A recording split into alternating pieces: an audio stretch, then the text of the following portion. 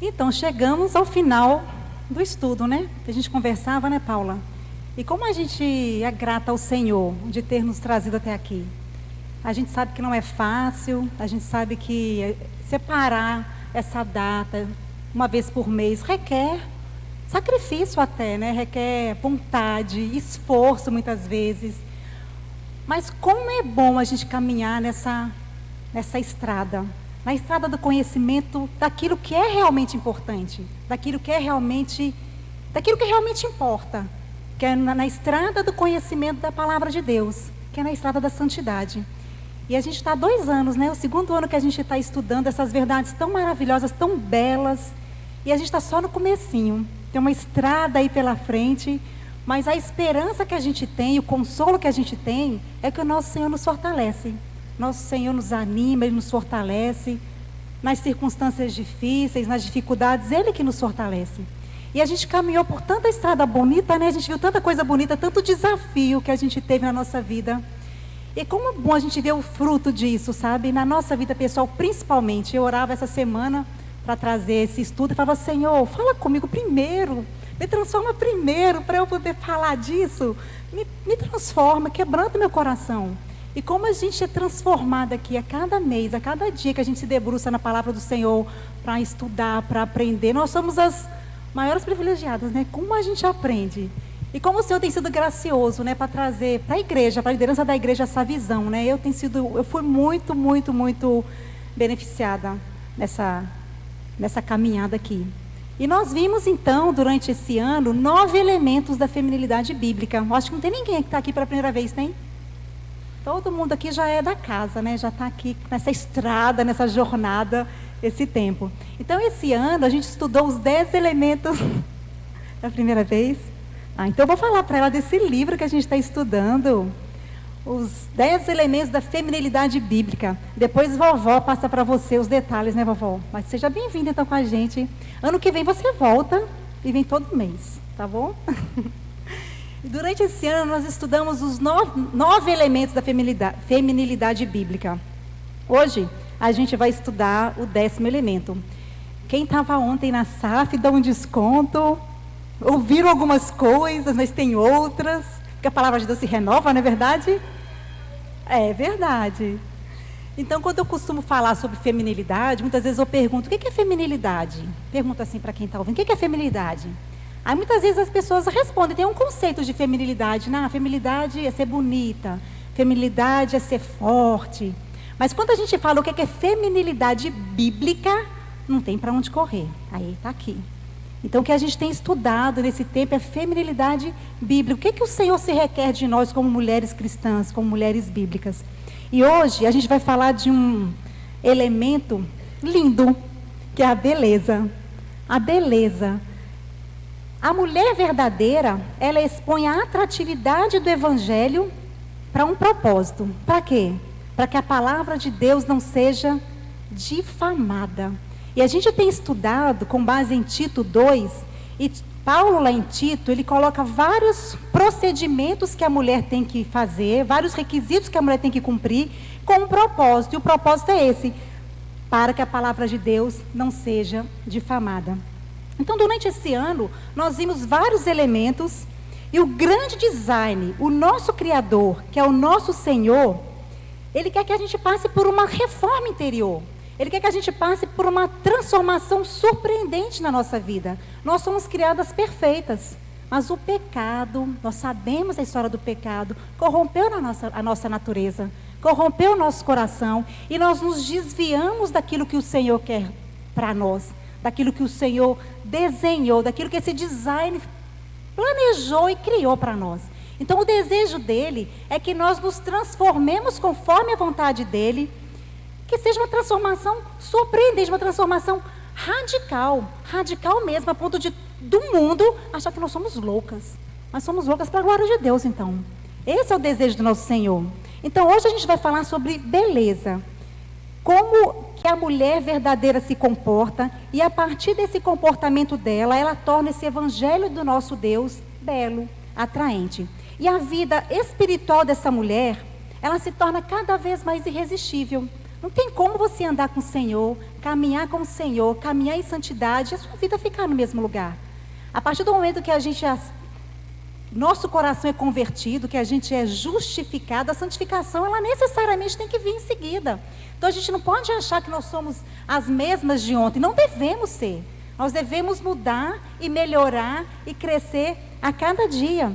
E essa mulher, então, ela se transforma na imagem de Jesus, em graus cada vez mais altos, de glória em glória, como Paulo fala lá em 2 Coríntios 3,18. Então, o que é beleza? Eu vi as autoras trazem no livro uma definição de beleza, que diz o seguinte: beleza, o dicionário define beleza como as qualidades em uma pessoa ou coisa que dá prazer aos sentidos e à mente. Então, beleza, qualidades de uma pessoa ou coisa que dão prazer aos sentidos ou à mente. Então, quando você olha para aquilo, você tem prazer naquilo que vê. E as mulheres, elas amam coisas belas. Ontem, quando a gente foi falar lá na SAF, a gente teve uma confraternização da SAF bem linda ontem. Aí, quando a gente chegou lá, estava tudo ornamentado por flores. Flores em todos os lugares. As mesas com toalhas. E centrinho de mesa florido. Tinha um painel de flores lá lindo, sabe? Um detalhe, assim, um cuidado. Eu perguntei para o pastor Vitor, quando tem encontro de homens, só de homens, tem florzinha assim? Ele, não. E se tiver, porque a esposa de alguém foi lá colocar, não é verdade? Então, as mulheres, elas foram criadas dessa maneira, com um desejo inato de serem belas e de serem consideradas belas, de serem vistas como agradáveis. Isso é um aspecto precioso, é um aspecto natural da feminilidade. Então, Deus criou as mulheres com o anseio de se embelezar e de ser considerada bela. E esse desejo feminino da mulher ser bela, ele é muito visível numa noiva, não é mesmo? Já pararam para pensar no desejo da noiva de ser bela para o noivo dele? Eu gosto de noiva, gente. Eu gosto de acompanhar a noiva. Quando a noiva está perto do casamento, ela só fala do casamento, só fala do vestido, só fala não fala como é o vestido, mas o cuidado dela, o desejo dela de que esteja tudo belo, de que ela seja bela para o casamento. Esse é um desejo natural da mulher. Vocês já viram o noivo preocupado com o terno dele? Ai, meu terno tem que ser, eu quero uma flor assim, eu quero a decoração dele. Já viram o noivo preocupado com isso? Acho que ele vai atrás do terno dele, porque a noiva fala, meu filho, vamos ver esse terno seu. Não, vamos ver esse terno logo seu. É uma característica natural da mulher. E esse desejo da mulher, dessa noiva que quer se ornamentar, que quer se embelezar para o seu noivo, esse desejo, ele aponta para outra noiva. Esse desejo aponta para uma realidade eterna, que é para a noiva de Cristo se embelezar para o seu Senhor. Para a noiva de Cristo se tornar bela para o seu Senhor, adornando-se com as suas esplêndidas vestes brancas de justiça. É isso que essa noiva me lembra. O último casamento que eu fui, perto do casamento, no dia do casamento, eu estava dirigindo e pensando, né, como é que essa noiva deve estar, ela deve estar numa expectativa, ela deve estar numa ansiedade. Me deu vontade assim, eu fiquei emocionada de pensar que é assim que a gente deve ficar. É nessa expectativa que a gente deve estar para esperar o nosso noivo vai vir nos buscar. Em breve nós encontraremos com o nosso noivo. E será que a gente tem que se preocupado para se ornamentar para ele, para estar bela para ele? Então sempre que a gente vê uma noiva, a gente tem que se lembrar disso. É para essas realidades físicas nos apontam para realidades eternas. É o Senhor se colocando mais ou menos no nosso nível, o nível que a gente possa entender, para Ele nos mostrar a verdade da glória eterna dEle, do que Ele espera de nós. Mas, infelizmente, nós ficamos, na verdade, obcecadas com um tipo de beleza que desvanece. A gente se preocupa muito com um tipo de beleza que perece, uma beleza que acaba, enquanto nós negligenciamos essa beleza que é duradoura, essa beleza que é imperecível, que é a beleza do coração, e que é uma beleza de grande valor aos olhos de Deus, como o apóstolo Pedro fala lá em 1 Pedro 3,4. E nesse ano que a gente estudou os elementos de feminilidade, nós vimos tudo aquilo que torna as mulheres verdadeiramente belas. Em Tito 2, nós aprendemos o que é preciso para a gente se tornar bela. Depois a gente vai relembrar esses elementos mais para frente, mas essas características que a gente viu em Tito, essas características tornam o evangelho atraente. Lá em Tito 2,10 ele fala isso. Orna o evangelho. Então a vida dessa mulher que se comporta de acordo com a Bíblia diz, é uma vitrine. É uma vitrine da beleza da redenção do nosso Senhor, que atrai as pessoas para Jesus. Olha só a nossa importância, a importância do nosso comportamento. E Paulo, antes dele falar desse capítulo das mulheres, dos idosos, dos jovens, ele fala antes, no capítulo 1, de 2 grupos de pessoas. Ele fala daquelas pessoas que escolhem embelezar sua vida e viver da forma como Deus diz para elas viverem. E ele fala também daquele grupo de pessoas que não fazem isso, mas que elas vivem de acordo com a sua própria vontade. Esse primeiro grupo de pessoas que vivem de acordo com o que a palavra de Deus diz, ele fala que é sadio na fé, enquanto esse outro grupo rejeita a verdade. Isso não é para mim, que besteira, isso aqui já caducou, minha gente. Eu não quero saber, eu quero viver de acordo com o que eu penso. Esse primeiro grupo, ele fala que é puro, enquanto esse outro grupo, ele é impuro, ele é descrente. Mas o interessante, gente, é que esses 2 grupos de pessoas aos quais Paulo se refere, eles professavam crer em Jesus. Esses 2 grupos de pessoas, eles afirmavam que eles eram crentes, que eles acreditavam em Jesus. E se a gente for trazer esse exemplo, essa citação de Paulo para os nossos dias, a gente pode falar das pessoas que hoje frequentam as igrejas.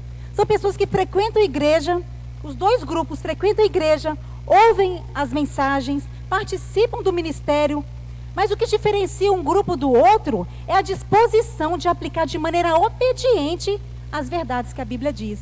A gente conversava ontem, enquanto ia lá para Gravatá, e com o pastor Vitor, e a gente falava assim, mas será que essas pessoas estão ouvindo o mesmo sermão? Será que estão ouvindo o mesmo sermão que a gente está ouvindo? O sermão está falado, está pregado aqui na igreja. Mas dentro da igreja a gente vê que tem 2 grupos. Paulo está dizendo isso. Então será, a pergunta é, mas será que eles estão ouvindo a mesma verdade? Então a diferença entre esses grupos é a disposição de aplicar obedientemente a verdade de Deus na vida deles. A vida deles, desse grupo que não aplica a verdade de Deus, que quer viver como quer, a vida deles não é diferente da vida das pessoas de fora da igreja. E eles não se importam em mudar. Eles não fazem a menor questão. Mas deve ser óbvia a diferença entre um cristão e o não cristão. O viver dele deve ser marcado pela diferença, porque a Bíblia fala que nós somos santos, nós somos separados, nós somos diferentes mesmo, não tem que ter vergonha de ser diferente. A gente tem que ir na contramão do que o mundo está dizendo. A gente tem que, se está todo mundo indo para um lado, antes de você pensar e saber ser para lá, vai no contrário, porque você vai dar certo. Depois que você parar e para pensar, você vai saber que você está certo. Porque a gente vive num mundo relativista, num mundo imoral. E o que Paulo está falando para a gente é que a gente tem que viver de acordo com o que a Bíblia diz. E Paulo diz isso em Romanos também, de uma maneira muito apropriada. Ele fala o seguinte, não vos conformeis com este século, mas transformai-vos pela renovação da vossa mente. O evangelho que nós professamos, que transformou a nossa vida, ele é poderoso, ele é transformador. Mas ele não vai ser ouvido pela nossa cultura, pela nossa geração, pelos nossos filhos, pelo nosso colega da faculdade, pelos nossos amigos do trabalho, se ele não puder ser visto na nossa vida. O evangelho não vai ser ouvido se a gente não professar esse evangelho que a gente prega, de nada adianta. A gente fala que é cristão, pregar o evangelho, se ele não é visto na nossa vida, ele não vai ter credibilidade nenhuma. E Paulo diz isso lá em Efésios 4. Ele fala toda a doutrina em Efésios, até o capítulo 3, de onde nós saímos, que nós éramos mortos nos nossos delitos e pecados, que ele nos deu vida, por conta do grande amor dele para conosco. E lá no capítulo 4, o que ele fala? Rogo-vos, pois. Ele se remete ao que ele disse antes. Diante de tudo isso que eu falei que vocês são, eu rogo a vocês que viveis de modo digno da vocação a que fosse chamado. Eu imploro a vocês. Eu coloquei diante de vocês o que vocês eram e o que vocês são agora. Eu coloquei diante de vocês o que o Senhor fez para salvar vocês, para tirar vocês da morte, do pecado, dos seus delitos. Diante disso que eu coloquei diante de vocês, eu rogo a vocês que vocês vivam de modo digno da vocação a que fossem chamados. E quando ele fala esse modo digno, a ideia que ele traz para a gente é uma ideia de uma balança. Hoje a gente não vê mais essa balança de feira que tinha antigamente. Lembra aquela balança? Tem 2 lados, aí você vai na feira comprar, é 1 quilo de laranja. Aí ele coloca 1 quilo, um pezinho de 1 quilo de um lado, e do outro ele pesa a laranja. Ele vai saber que tem 1 quilo quando a balança está nivelada, quando ela está ali equilibrada. Então o que Paulo está querendo dizer é que a nossa doutrina, ela tem que ser de acordo com o nosso comportamento. Não tem como isso ser desbalanceado, não tem como. Que viveis de modo digno da vocação a que fosse chamados. Isso significa que a gente deve viver de acordo com o que nós somos, de acordo com a nossa identidade, de acordo com o que ele está nos lembrando que nós somos. E em Tito 2, Paulo apresenta instruções para homens, mulheres, jovens, empregados. Nós estudamos Tito 2, de 3 a 5, e nos outros versículos ele fala sobre o proceder dos jovens como deve ser, dos homens ele diz mais antes, dos servos ele fala. Em cada caso desse, mulheres, sejam mestras do bem, ensinando as mais novas a amarem os maridos e seus filhos, a serem boas donas de casa, a serem submissas. Ele fala, esse é o proceder que eu quero de vocês. Essa é a maneira como o evangelho deve se manifestar na sua vida. Olha a sua responsabilidade. Essa é a maneira como o evangelho deve se manifestar na sua vida. Mas ele cita o propósito. Por que você deve se comportar dessa forma? E aí ele fala no versículo 5, para que a palavra de Deus não seja difamada. Eu quero que você ande assim, mas tem um propósito, para que a palavra de Deus não seja difamada. E quando ele instrui aos jovens também, ele dá umas instruções aos jovens, vocês têm que andar dessa forma, ele também dá um propósito, para que o adversário seja envergonhado, não tendo indignidade nenhuma que dizer a nosso respeito. Ou seja, a vida dos jovens, o comportamento dos jovens, impacta na vida de nós mulheres também, porque nós somos a igreja. Isso se aplica para todos os servos, para todos os discípulos de Jesus. E no versículo 10, quando ele dá as instruções para os servos, ele fala o seguinte, obedecer os seus servos, serem amáveis. Para qual finalidade? A fim de ornarem, embelezarem em todas as coisas a doutrina de Deus, nosso Salvador. Então o nosso comportamento embeleza, orna a doutrina do nosso Salvador. O nosso comportamento, ele atrai as pessoas para Cristo. O nosso comportamento torna a doutrina bela. E nós, por sermos mulheres cristãs, nós temos que cultivar sim na nossa vida os elementos de feminilidade de mulheres tementes ao Senhor, para que a palavra de Deus não seja difamada. Difamar a palavra de Deus é blasfemar a palavra de Deus. Difamar a palavra de Deus é desonrar a palavra de Deus por causa do nosso comportamento. E quando nós falamos que somos cristãs, quando falamos que acreditamos na Bíblia, mas quando não vivemos as implicações da palavra de Deus, nós difamamos a palavra de Deus. E Paulo fala isso em Romanos também. Lá em Romanos 2, 24, ele fala que o nome de Deus é blasfemado entre os gentios. Ou seja, o nome de Deus é blasfemado entre os descrentes. E o que eles fizeram para blasfemar o nome de Deus?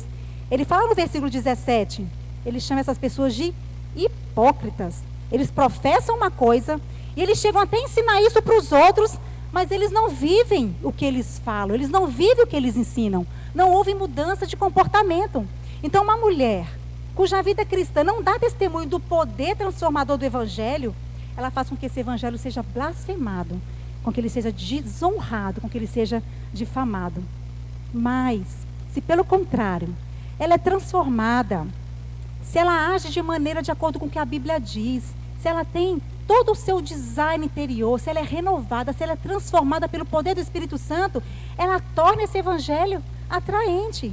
E tornar atraente significa embelezar. Olha a responsabilidade que nós temos como mulheres, de tornar o evangelho do Senhor atraente, belo, com a nossa conduta, com a nossa forma de vestir, com a nossa forma de falar, com a nossa forma de reagir, de nos relacionar com as pessoas, com os colegas de trabalho, com o mundo aí fora, com os ímpios. Olha a responsabilidade. Isso torna o evangelho belo, atraente. As pessoas vão querer esse evangelho também. Elas vão ficar interessadas. O que tem nessa vida dessa mulher que ela é tão diferente assim? As pessoas olham para essa mulher e dizem, a vida dessa mulher me leva a pensar que a Bíblia é verdadeira. A gente não pode simplesmente dizer que o evangelho é verdadeiro. Os outros precisam ver na nossa vida, precisam sentir na nossa vida, e por intermédio da nossa vida, que esse evangelho é verdadeiro. Eu li uma vez o relato de George Whitefield. Ele passou um final de semana na casa de Jonathan Edwards. Jonathan Edwards é chamado o maior teólogo dos Estados Unidos. E o que Whitefield, que na época era solteiro, O que ele viu naquele lar influenciou Whitfield profundamente. E ele escreveu o seguinte: o Sr. Edwards é um cristão firme e excepcional. Creio que não vi alguém igual a ele em toda a Nova Inglaterra. Tive grande satisfação em estar na casa do Sr. Edwards. Ainda não vi um casal mais amável. Seus filhos eram exemplo de simplicidade cristã. A Sra. Edwards é adornada por um espírito manso e tranquilo. Ela falava com firmeza sobre as coisas de Deus e parecia que ajudava tanto o marido, que me fez voltar a fazer aquelas orações que durante alguns meses eu tinha apresentado a Deus, a saber, que se fosse do seu agrado, ele me enviasse uma filha de Abraão para ser minha esposa. Que coisa linda, né? Como é que seria se alguém visitasse a nossa casa por algum tempo? O que essa pessoa veria na nossa casa? Se fosse um jovem que visitasse a nossa casa, Deus me livre, casar para viver daquele jeito? Não, Deus me livre. Olha a importância do nosso viver, do nosso comportamento. O que essa pessoa ouviria na sua casa, na nossa casa? O que ela veria ali? Qual seria a influência que você causaria naquela pessoa? Ela faria essa oração aqui, querendo também ter um lar piedoso, querendo ter uma esposa piedosa, ou um marido piedoso. Como é importante o nosso comportamento, que impacto ele traz para as pessoas que nos cercam. Às vezes a gente nem percebe, mas as pessoas estão nos observando. O tempo todo nós somos observadas. E quando a gente fala de beleza, qual é que é o nosso padrão de beleza? De onde vem o nosso padrão de beleza? O tempo todo nós somos metralhadas pelo padrão de Hollywood, não é verdade? O tempo todo. Revistas hollywoodianas, filmes hollywoodianos, padrão Rede Globo, né? Padrão Top Model. E é difícil a gente fugir desses padrões. E sempre existiu uma busca por beleza. As mulheres sempre correram atrás de beleza. Elas sempre se sacrificaram por beleza. Sempre fizeram sacrifícios, enfaixam o pé, botam uns negócios no pescoço, porque era comum o pescoço ficar longo. A minha mãe conta que tomava vinagre para ficar sem barriga, dormia com peso na barriga, amarrava cinto assim. Todas as mulheres se sacrificaram por padrões de beleza. Mas esses padrões eram mais restritos à comunidade. Mas agora com a internet, cada vez mais há uma busca por padrões de beleza que são inatingíveis. Inatingíveis. Nós somos bombardeadas pela mídia, cercadas por vozes e imagens que ditam a aparência que devemos ter. E a gente acredita, o pior é que a gente acredita que a gente tem que ser igualzinho. Impossível. E o pior é a fraude dessa indústria da moda. Há uma fraude nessa indústria. A maioria das modelos que a gente vê nas revistas, elas nem se parecem com a própria foto. Há uma diferença grande entre o real, lembra aqueles negócios do Instagram? Realidade, expectativa. Realidade e expectativa. Há uma fraude. Os editores de revistas de moda, eles admitem que quase todas as fotos, elas são retocadas por Photoshop. Agora imagina, essa modelo da foto aí que a gente fica, né, que linda, eu queria ter um nariz igual, vai lá no cirurgião plástico, me dá um nariz igual esse aqui. Essas mulheres, né, imagina, elas têm personal training para começar, ficam horas com personal training, né, para poder ter aquele corpo maravilhoso. E ela gasta horas com isso. O cabelo dela, antes da foto, tá, gente? O cabelo dela foi arrumado por um cabeleireiro profissional. Ela foi maquiada pelo melhor maquiador. Lembra quando a nossa presidente foi maquiada? R$2.000 na maquiagem. Esse nível de maquiagem. Foi maquiada por um melhor maquiador. E a imagem dela foi captada por um fotógrafo profissional na condição perfeita de iluminação. Não é com um selfie, gente, de Samsung, não, né? Não, como fotógrafo, luzes, todo ali um espaço adequado para captar toda a beleza daquela mulher. E depois disso tudo, se a modelo ainda não ficou bem o bastante, o que acontece? A foto é retocada pela mágica do computador. Ainda tem o Photoshop ali para... Poxa, não, vamos melhorar aqui. Tem como competir? E o pior é que esse padrão que a gente vai comendo. É esse padrão que vai inundando a nossa mente, a nossa expectativa, o nosso coração. Claro que isso, a gente acaba acreditando nessas mentiras por causa também do nosso coração que é corrupto, né? Por causa da maldade que tem no nosso coração.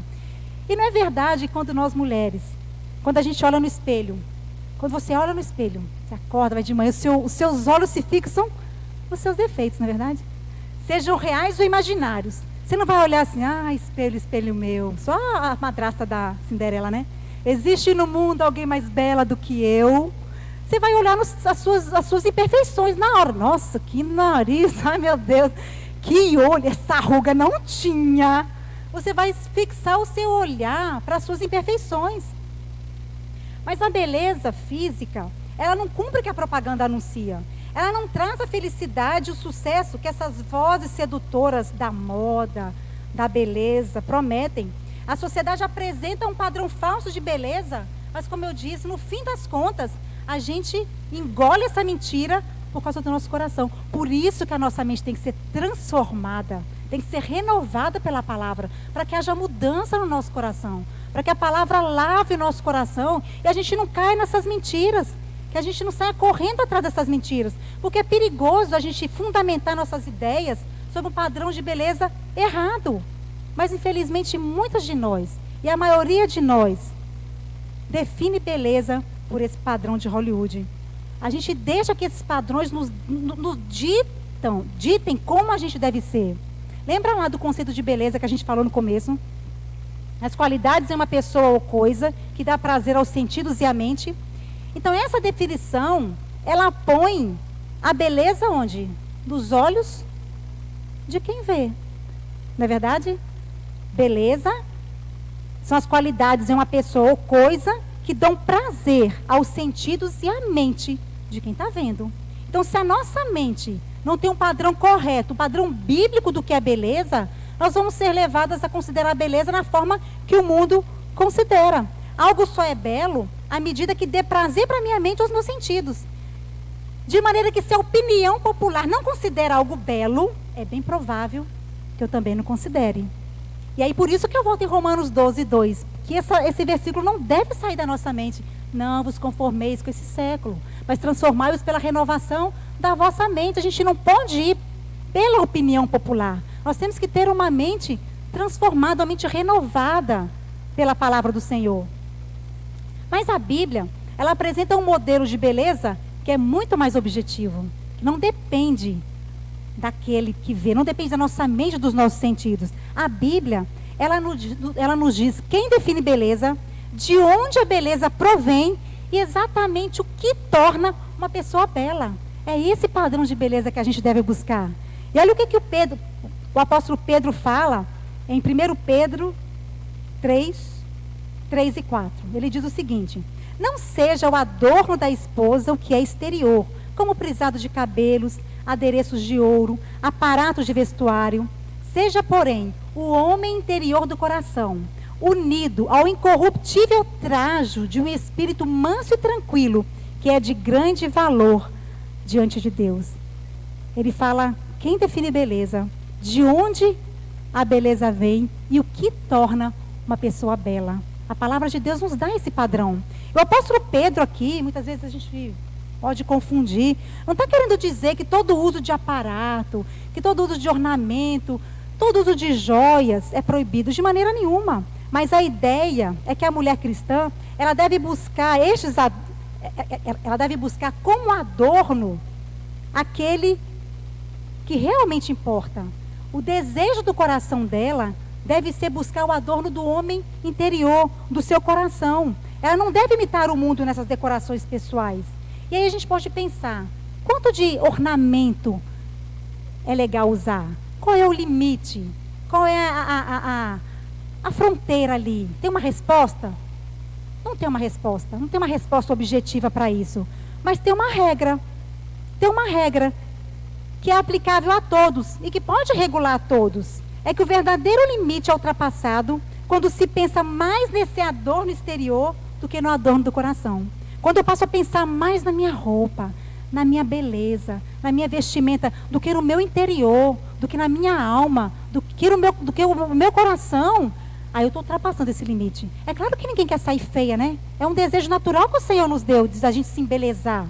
Mas o que Pedro está querendo dizer aqui é para a gente usar esse desejo natural que o Senhor nos deu, mas para adornar a nossa alma.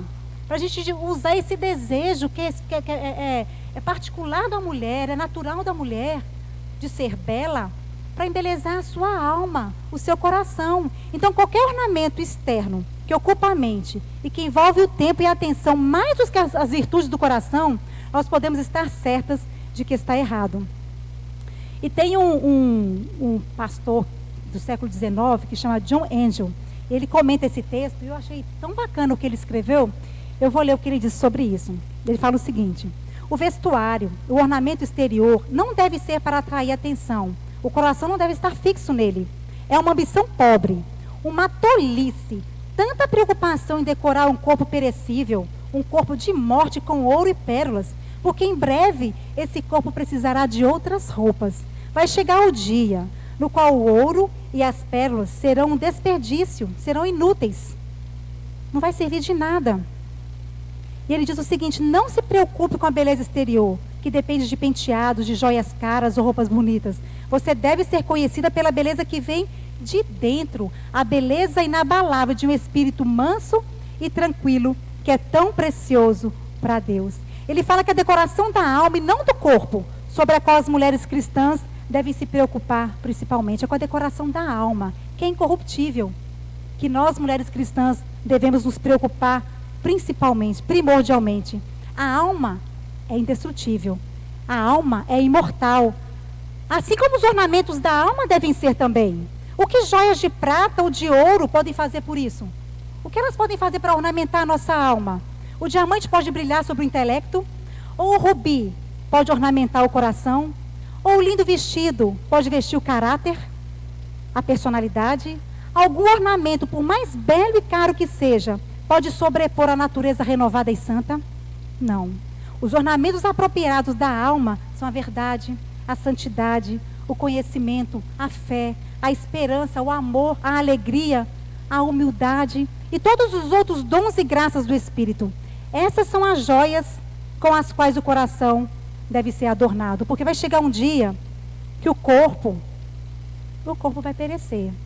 Mas nós vamos chegar diante do nosso Senhor com a nossa alma, que é indestrutível. E nós vamos nos apresentar diante dele, não só a nossa alma, mas os ornamentos com os quais nós ornamentamos a nossa alma, porque a Bíblia diz que eles são ornamentos indestrutíveis, imperecíveis, incorruptíveis. E são com esses ornamentos que a gente vai se apresentar diante do Senhor, com que nós embelezamos a nossa alma, que nós vamos estar diante do nosso Senhor. Então imagina aquela mulher, que ela se preocupa só com o seu corpo exterior. De que vai valer para ela no dia que ela se apresentar ao seu Senhor? Mas e aquela mulher, que independente da ornamentação do corpo, tinha toda a preocupação com a beleza da alma? Ela, que estava vestida com o manto de justiça e a roupa da salvação, e decorada com os ornamentos de um espírito manso e tranquilo, ela vai chegar diante do Senhor com a sua alma, que é indestrutível, ornamentada por esses ornamentos também que são indestrutíveis. A beleza da mulher cristã fará os ensinamentos sobre Deus, nosso Salvador, atraente em todos os sentidos. A vida santa dessa mulher é um adorno da sua fé. A vida santa dessa mulher é o adorno dessa beleza, desse evangelho que é tão belo, tão precioso para nós. E como que a gente deve se esforçar para tornar esse evangelho que a gente professa ser tão poderoso, tão transformador? Como depende de nós que esse evangelho seja crível pelas aquelas pessoas que estão ao nosso redor. E quanto mais essa mulher caminha na estrada da santidade, quanto mais os anos passam, mais bela ela fica. Não é o contrário da beleza exterior? A gente não gosta de falar a idade, muitas vezes os cabelos brancos aparecem, as rugas aparecem, não é verdade? E a gente vai envelhecendo e faz parte da vida. E a Bíblia diz que velhice é bênção do Senhor. Mas a beleza interior, Paulo diz que ela se renova. Ainda que o nosso homem exterior se corrompa, o homem interior ele se renova de dia em dia. Essa é a beleza da vida cristã. Essa é a beleza de caminhar nessa estrada da santidade. Que eu sei que cada dia eu estou mais parecida com Cristo. Cada dia eu estou mais perto de me encontrar com Cristo. Cada dia eu me pareço mais com Ele. Apesar do meu corpo exterior, do meu corpo envelhecer, do meu cabelo embranquecer, dos quilos chegarem, da celulite, de todas essas coisas que as mulheres não gostam. Apesar dessas coisas, o meu homem interior, a minha alma, está sendo renovada de dia em dia. É o que a palavra de Deus nos diz. E mais, lá no Salmo 45, o salmista diz que o Senhor é fascinado com a sua beleza. Que coisa linda, não é? O Senhor lhe cobiçará a sua beleza. E eu fui ver esse salmo, Salmo 45, a autora traz esse salmo aqui nesse estudo. E o Salmo 45 é um salmo messiânico. É um salmo que fala do rei Salomão, que casa com a filha de Faraó, mas apontando para o Rei dos Reis, que escolhe a sua noiva dentre os gentios. Olha que coisa maravilhosa. Os judeus só podiam casar com os judeus, mas Salomão, ele casa com uma mulher gentia.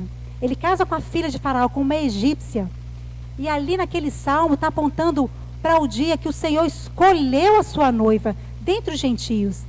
Paulo fala lá em Efésios que havia uma barreira de separação entre os judeus e gentios. Eles não se comunicavam, eles não se relacionavam. Mas quando Jesus veio, essa parede de separação foi destruída. E o amor de Deus, ele transbordou as bordas de Jerusalém, e ele buscou os eleitos de todos os povos, de todas as tribos, de todas as nações.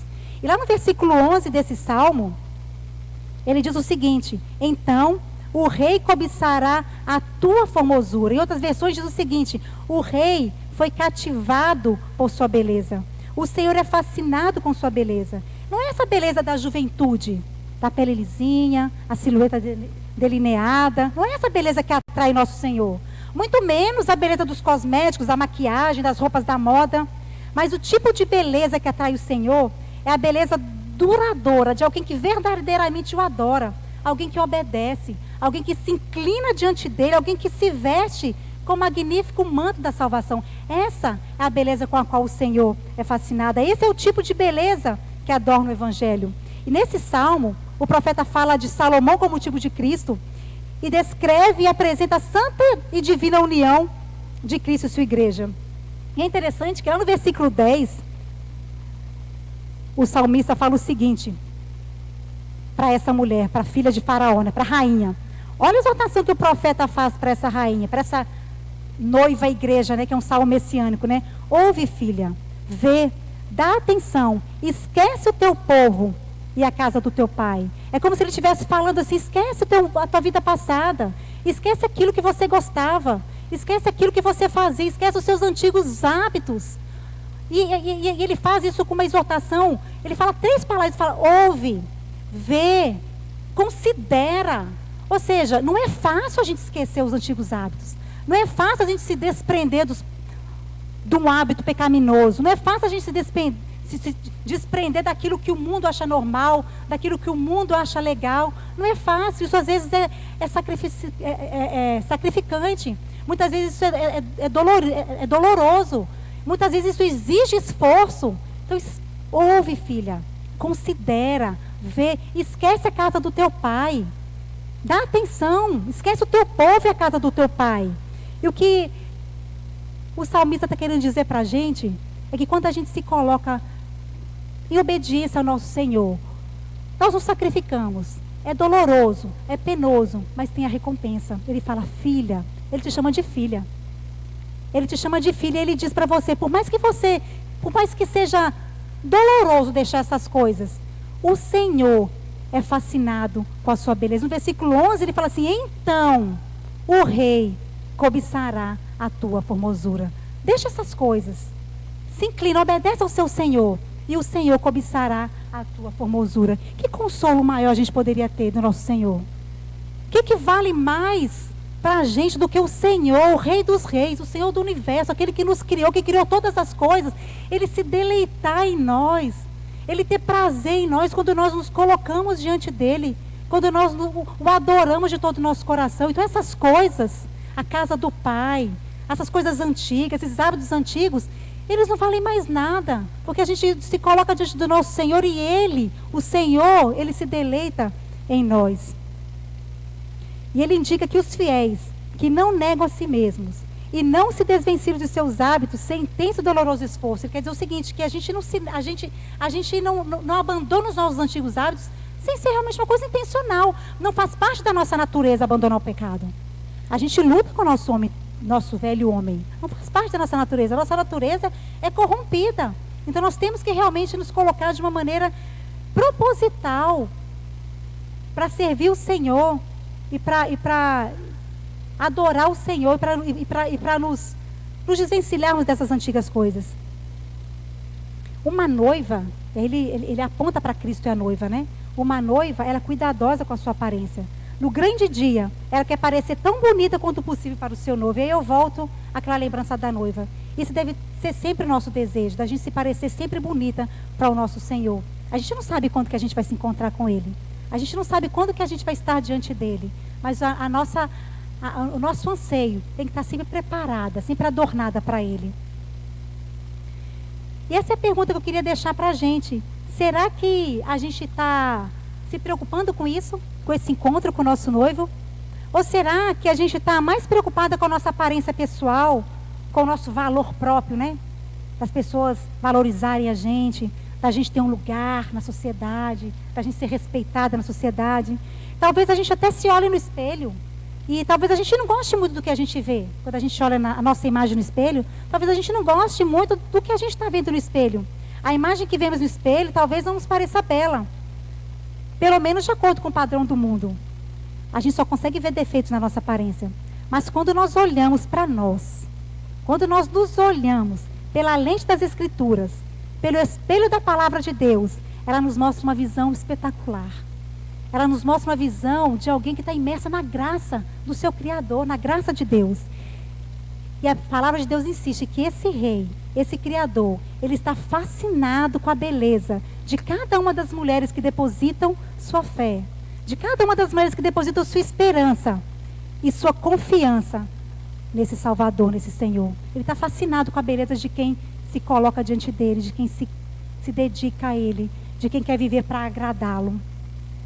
Nós aprendemos durante o ano verdades da palavra de Deus, não só verdades, mas belas verdades, verdades boas e belas. Nós estudamos aqueles elementos da feminilidade bíblica. Eu falei que ia falar resumidamente sobre eles. Que horas mesmo? Também não vi. Se não der tempo, a gente para na hora. Eu falei que ia falar resumidamente sobre eles. De acordo com o Tito 2:3, as mulheres devem ser mestras do bem.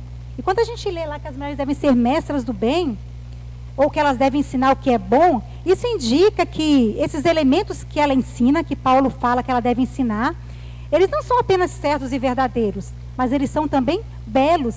Essa palavra que foi traduzida como mestras do bem, ou ensinar o que é bom, ela pode ser traduzida também como ensinar o que é belo e bom. E durante esse ano nós falamos aqui muitas coisas que são belas e que são boas. Quem se lembra aí dos elementos que a gente estudou durante o ano? Vou falar assim rapidinho. Primeiro elemento, alguém lembra? Discernimento. Discernimento que é aprender como pensar corretamente sobre a feminilidade de acordo com a sã doutrina. Discernimento. Aprender a feminilidade de acordo com a palavra de Deus, que é o nosso prumo, que é a nossa referência. Isso é algo bom? É algo belo também, não é? Então nós aprendemos algo bom e belo. Honra. Segundo elemento, a honra. Dar importância com reverência a Cristo. E viver sempre como se estivéssemos vivendo em um templo. Lembra que a gente falava assim, nós somos o templo do Espírito Santo e o Senhor está sempre diante de nós. É viver corandel, na consciência de que nós estamos sempre vivendo a vida diante do autor da vida, daquele que nos criou. Isso é algo bom? Isso é algo belo também. A gente viver sempre com essa consciência, esse elemento honra. Afeição, nós aprendemos aqui sobre a afeição. Amar o marido e as crianças, especialmente as nossas, e estimar o plano de Deus para a família. Isso é algo bom, é algo belo também. Disciplina, o outro elemento que nós estudamos, que é fazer escolhas intencionais que demonstram domínio próprio. Domínio próprio é o fruto do Espírito Santo. E sabedoria é algo bom e é algo belo. Virtude, que é cultivar a bondade e a pureza em todas as áreas da nossa vida. É algo belo, algo bom também. E verdadeiro, a gente sabe porque está aqui na palavra de Deus. Responsabilidade, manter as prioridades do trabalho corretas e dar a prioridade ao trabalho de casa. Sermos boas donas de casa. Por mais que o mundo fale que isso é uma besteira, eu tenho uma colega que fala que a mulher, ela tem que prestar um serviço útil à sociedade, que ela não pode só ficar dentro de casa, não. Isso é o que a gente ouve, mas a Bíblia diz que isso é bom, que isso é belo, e isso é papel nosso, e que fazendo isso, nós vamos honrar o Evangelho. E se a gente não fizer, nós vamos blasfemar o Evangelho.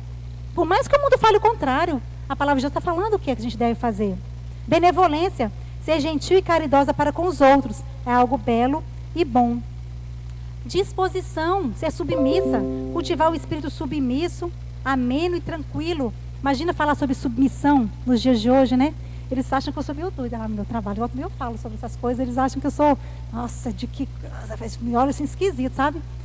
Mas é algo bom. É bom, gente? É bom? É belo? Né? Submissão. É algo bom e belo.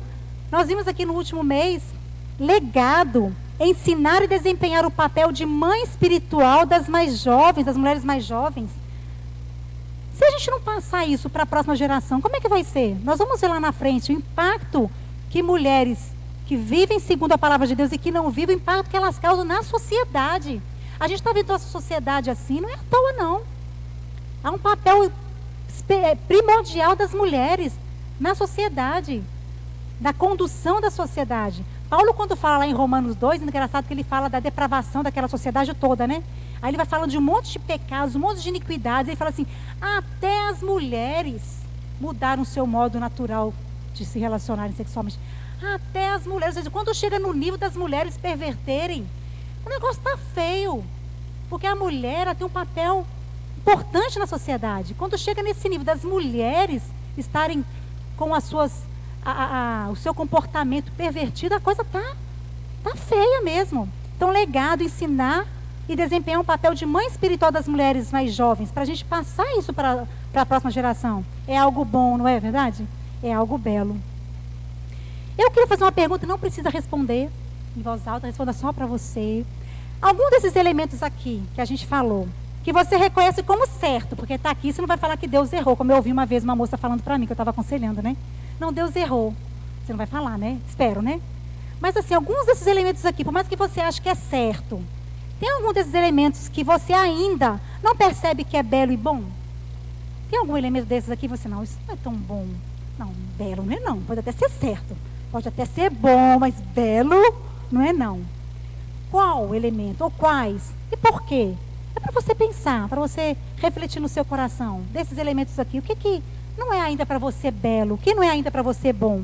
E até que ponto você acha que as suas ideias sobre a feminilidade são impactadas pela cultura? Como você pode garantir que as suas ideias sejam alimentadas pela Escritura? Em vez de você ser impactada pela cultura, como é que você pode garantir que as suas ideias elas sejam impactadas, elas sejam alimentadas pela Escritura? A gente sabe, gente, que não tem guerra armada, né, de sangue, mas existe uma guerra travada pela nossa mente. Existe uma guerra pela fidelidade do nosso pensamento, pela fidelidade das nossas ideias. Então, como é que você pode garantir que as suas ideias estão cingidas com a verdade da justiça, protegidas, que elas estão alimentadas pela Escritura? Lendo a palavra do Senhor, se conformando à palavra do Senhor. É para você pensar sobre isso, não precisa responder. E eu estou caminhando para o final. E eu achei linda a metáfora que as autoras colocam. Ela fala que as mulheres, elas são belos pilares. As mulheres são belos pilares quando nos adornamos desses elementos. Quando nos adornamos desses elementos que a gente listou aqui. Todos esses 10 elementos, 10 é a beleza. Esses 9 elementos que nós listamos aqui. E a beleza também, a beleza da alma, do nosso coração. Quando nós nos adornamos com esses elementos, nós somos comparadas a belos pilares. E no Salmo 144, Davi compara as mulheres a colunas, belas colunas. Nesse Salmo 144, Davi mescla oração com louvores. E ele começa de uma forma confiante, pedindo a Deus para dar vitória e libertar Israel dos seus inimigos.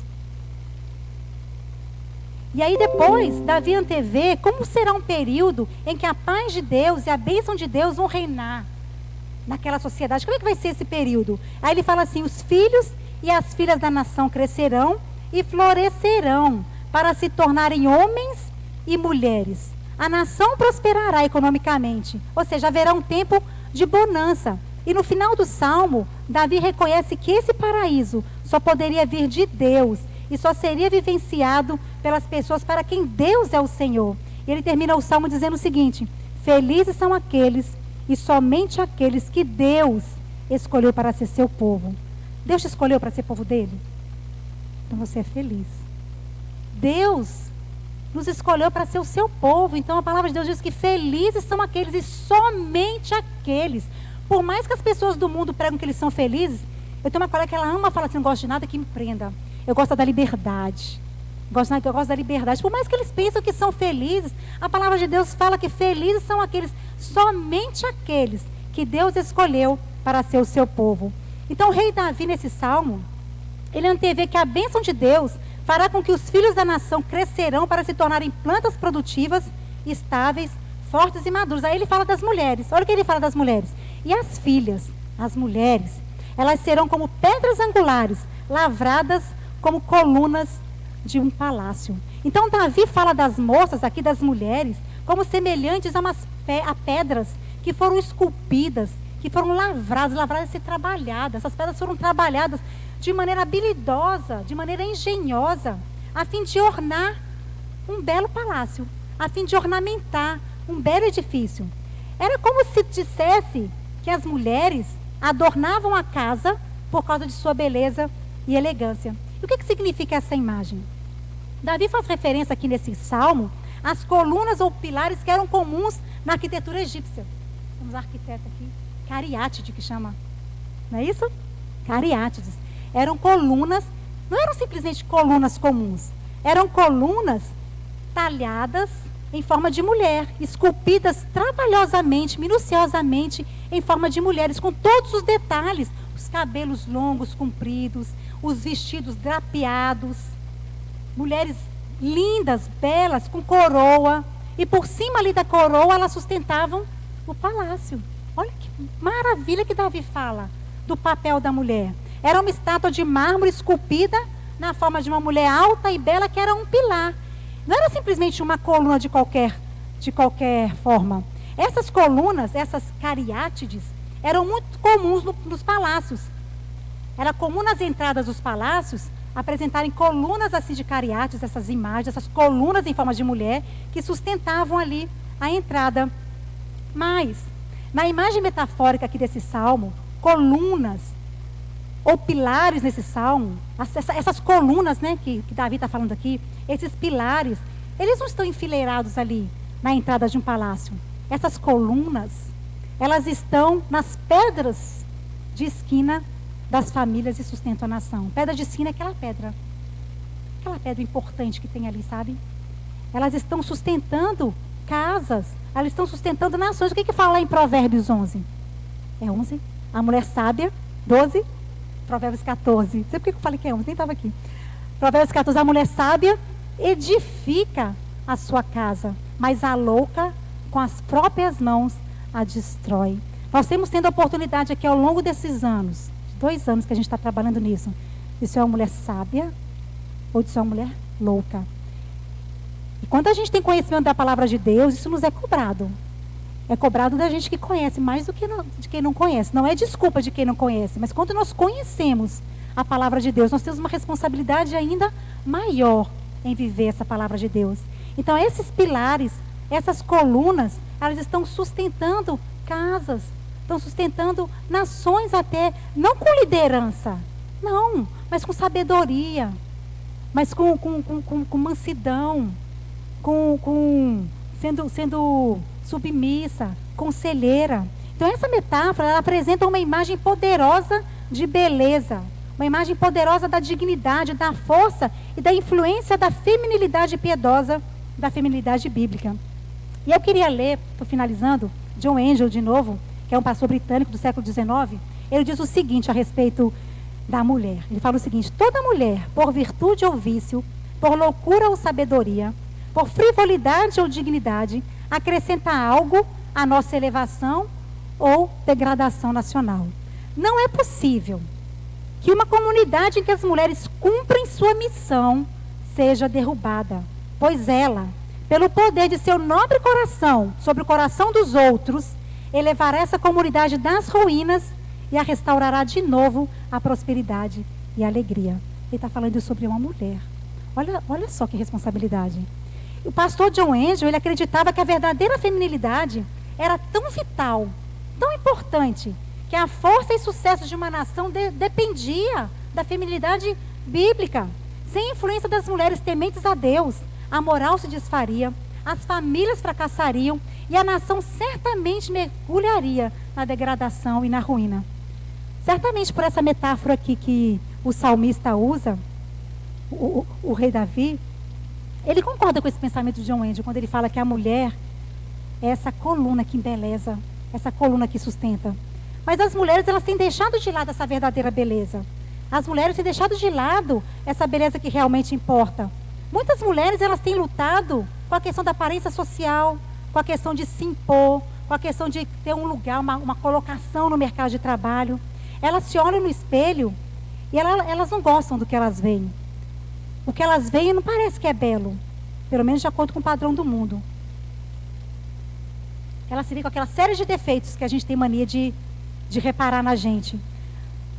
Mas se a gente olhar para a gente com esse olhar, que a Bíblia nos ensina a olhar, nós vamos ver que nós temos um importante papel ao lado dos nossos maridos, na nossa casa, na nossa faculdade, na nossa igreja. Nós vamos ver uma imagem de uma mulher que é coberta pela graça de Deus e que está cingida com a força de Deus, não com a força dela, não com a força do braço dela. E a Bíblia diz que esse rei, esse Salvador, ele está fascinado com a beleza dessa mulher que confia nele, que depende dele. Nós falamos durante esses 2 anos, principalmente esse ano, muito sobre tudo que faça com que uma mulher reflita a beleza de Cristo. Nós trabalhamos aqui mês após mês. Mas nós precisamos examinar várias áreas da nossa vida e trabalhar para que essa mudança aconteça verdadeiramente. Não é para ficar no papel, no passado. Foi um encontro tão legal, foi um ano tão bacana. Mas a gente deve trabalhar para que essas mudanças, examinar o nosso coração e ver onde que nosso coração está precisando de mudança. Onde que a gente precisa de restauração. Onde que a gente precisa que esse design maravilhoso, que é sábio, trabalhe na nossa vida. Mas a gente tem que entender que não é na força do nosso braço, mas é no poder do Espírito Santo.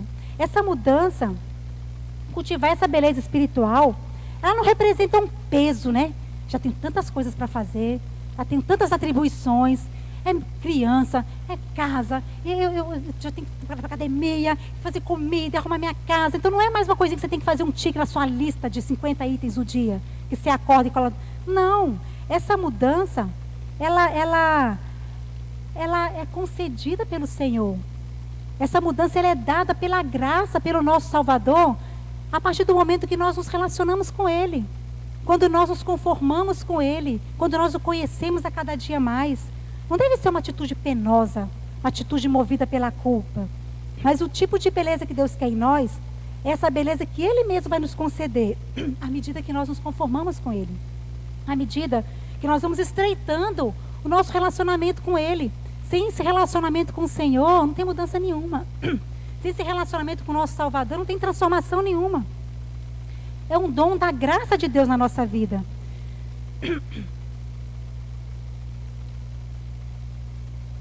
Eu não conheço a vida particular de vocês aqui. As dificuldades que vocês passam, o passado que cada uma de vocês teve. Mas eu queria dizer que qualquer que seja esse passado, qualquer que seja a sua limitação, qualquer que seja a sua necessidade, a posição na vida, a posição social, a posição acadêmica, qualquer que seja, você pode ser uma bela coluna. Você pode ser um belo pilar para adornar, para sustentar seu casamento, a sua igreja, o seu trabalho, para fazer a diferença na comunidade que você vive. E entender essas coisas, entender quem nós realmente somos, entender a nossa identidade é que faz toda a diferença, entender para que nós somos chamados. Muitas vezes a gente ora, né? Senhor, revela a tua vontade para a minha vida, jejua, ora para o Senhor revelar a vontade para a vida da gente. A vontade do Senhor para a vida da gente está aqui, gente. A vontade para o Senhor da vida da gente, para a nossa vida está aqui. Que a gente deve pedir a Deus, para que Deus nos dê graça para fazer a vontade dEle, para cumprir a vontade dEle. A vontade dEle está aqui na palavra de Deus para a gente. O que é encoberto, o Deuteronômio fala que as coisas encobertas pertencem ao Senhor. Mas a vontade dEle para a minha vida como mulher está toda aqui. Não precisa de revelação, porque ela já foi revelada. Então o nosso papel é pedir a Deus graça para cumprir aquilo que Ele prescreveu para a gente. Eu queria encerrar com uma fala de Elizabeth Elliot. Paula já falou sobre ela aqui, a gente já leu essa frase algumas vezes aqui. Elizabeth Elliot diz o seguinte: o fato de que sou mulher não me torna um tipo distinto de cristão, mas o fato de ser cristã me torna um tipo diferente de mulher, pois aceitei a ideia de Deus com relação a mim mesma. Aceitei a ideia de Deus com relação a mim mesma. E toda a minha vida é ofertar de volta a Ele tudo o que sou e o que Ele quer que eu seja. Que seja esse o nosso desejo também. Aceitar a ideia de Deus para a nossa vida. E ofertar a Ele tudo o que Ele quer que a gente seja. Tudo o que Ele quer que a gente faça. E entregar diante dEle todas essas coisas. Aí, gente, nós seremos pilares. Nós seremos colunas. Onde quer que o Senhor nos colocar. Não gritando, não fazendo manifesto, mas sendo essa mulher que o Senhor nos chama para ser. Que o Senhor nos abençoe, que o Senhor nos conforme a imagem dEle, que o Senhor nos dê graça para continuar essa estrada, para continuar essa caminhada que está só começando, mas que a gente a cada dia se aperfeiçoe na graça do Senhor, cresça no conhecimento do Senhor, que o Senhor nos abençoe. Vou chamar a Paulinha aqui para orar, para falar, né, também. Irmãs, que caminhada, hein? Que bênção foi de fato, o Pri falou. Eu também fui bastante impactada. Eu acredito que todas vocês que estiveram aqui, participaram, ou quando faltaram, ouviram a gravação, viram na internet, o Senhor de fato operou no nosso meio e o nosso desejo deve ser esse, como o Pri falou, colocarmos em prática isso que nós temos aprendido. Nos colocarmos diante do Senhor, declarando a nossa incapacidade, mas clamando pelo seu auxílio, do seu Santo Espírito, para nos levantar quando nós caímos, para continuar colocando o alvo diante dos nossos olhos, porque o mundo tem placas luminosas, painéis de LED gigantescos, querendo apontar o rumo que a gente deve seguir, aquilo que a gente deve buscar. Mas ficou muito claro para nós qual deve ser a nossa busca, qual é a beleza que a gente deve querer refletir, que é a beleza do nosso Senhor. E a palavra diz que olhavam para Ele e não viam nada que atraíssem, porque olhavam com olhos carnais, mas o Senhor nos deu olhos espirituais, para vermos quão desejável é o nosso Salvador, e como Ele nos deseja. Isso é impactante demais, saber que Ele é um Deus ciumento de nós, zeloso por nós, que Ele cobiça a nossa formosura que Ele mesmo nos deu. Então é graça e somente graça. Enquanto o Pri estava falando, eu lembrei do texto de Colossenses, a oração que Paulo faz pelos Colossenses, no capítulo 1, dos versos 9, a partir do verso 9, ele diz assim: por esta razão, também nós, desde o dia em que o ouvimos, não cessamos de orar por vós e de pedir que transbordeis de pleno conhecimento da sua vontade, que nós já vimos que é a palavra revelada de Deus. Não é nenhuma vontade oculta, misteriosa, escondida de nós, mas aquilo que Ele revelou. Em toda a sabedoria e entendimento espiritual, a fim de viverdes de modo digno do Senhor, para o seu inteiro agrado, frutificando em toda boa obra e crescendo no pleno conhecimento de Deus. A chave está em conhecer ao Senhor e em prosseguir conhecendo ao Senhor mais e mais. Que esses nossos estudos tenham dado esse desejo a nós, de conhecermos mais a palavra do Senhor. O que é que ela diz especificamente para nós como mulheres? E nós podemos viver isso de maneira que o nome dele seja glorificado. Vamos orar e agradecer ao Senhor por essa bênção e pedir que nos dê forças para continuarmos nessa jornada, de nos embelezarmos para o nosso noivo e de fazermos a glória dele brilhar nesse mundo em trevas. Senhor nosso Deus, glorificado seja o nome do Senhor, exaltado seja, ó Deus, o nome da tua glória.